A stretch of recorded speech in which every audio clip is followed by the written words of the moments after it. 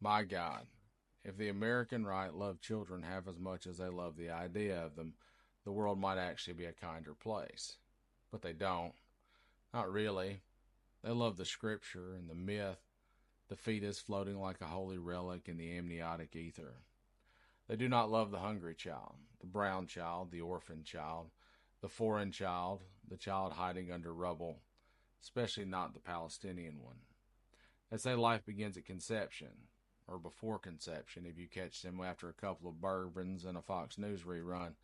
Life, they'll argue with trembling hands and trembling Bibles, is sacred at 2 weeks. At the flutter of sails unseen to the human eye, at that moment, they claim, with teary eyes and trembling voices, that God has stitched a soul into the fabric of the cosmos, and interferes to commit murder. They will chain themselves to clinics and scream at rape victims and call it virtue. They will carve sanctimony into law with trembling, bloodless fingers. But let that child be Palestinian, and suddenly that heartbeat is just a statistic.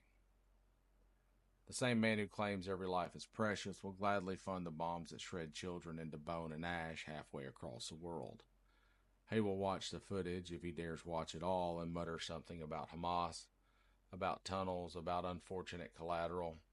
He will turn off the TV and pour a drink and sleep like a man who thinks God cannot hear screams across borders. It's not pro-life. This is fetishism of birth, a bloodless idolatry of potential that ends the moment a child takes a breath, especially if that breath is drawn beneath a hijab or under an occupation. The moment that child is born in Gaza beneath a foreign sky under the shadow of American-supplied war machines, she becomes a target, not a miracle. Threat, not a soul. And the GOP and the MAGA right, these bootlicking apostles of cruelty, these piss-colored prophets of forced virtue, they want you to believe that they are the righteous defenders of the unborn. But their love of life has a border. Their compassion ends with citizenship. Their morality is stamped made in America and expires on impact. You cannot preach about the sanctity of life and then cheer for genocide. You cannot scream that abortion is murder and then applaud when hospitals are bombed, when schools are turned to smoke, when infants suffocate in incubators without power because the fuel trucks were turned away. You cannot quote scripture while turning a blind eye to the slaughter of children unless your God is a war profiteer. There is no moral universe in which you can hold up a picture of a fetus on the Senate floor and then vote to send more weapons to a government that has buried 10,000 children in a matter of months.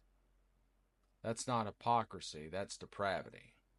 It is evil cloaked in patriotism. It is death baptized in nationalism. Where's your tearful speech for the baby in Rafah, pulled lifeless from the rubble, limbs limp and gray like ash-covered porcelain? Where's your prayer circle for the toddler found beside her dead mother in a bombed-out shelter?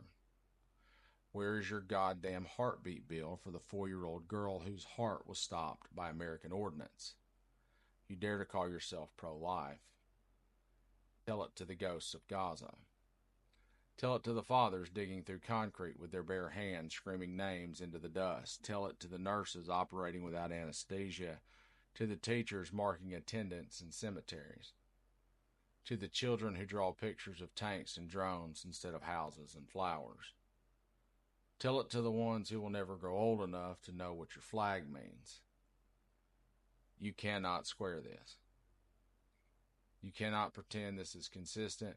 You cannot speak of sanctity while bathing in hypocrisy so thick it seeps through your pores and rots the soul from the inside out. If you are pro-life, then be pro-life. Be pro every life, not just the white ones, not just the Christian ones, not just the ones born within your borders and carrying your bloodline. Anything else is a lie, a murderous, cowardly lie, and the blood's on your hands, not metaphorically, not poetically, but literally. Your taxes paid for the warplanes, your votes endorsed the policy, your silence blessed the massacre, and your flags waved while children burned. So the next time you whisper that life is sacred, say it in front of a mirror and watch your teeth turn to ash. Defiance till death.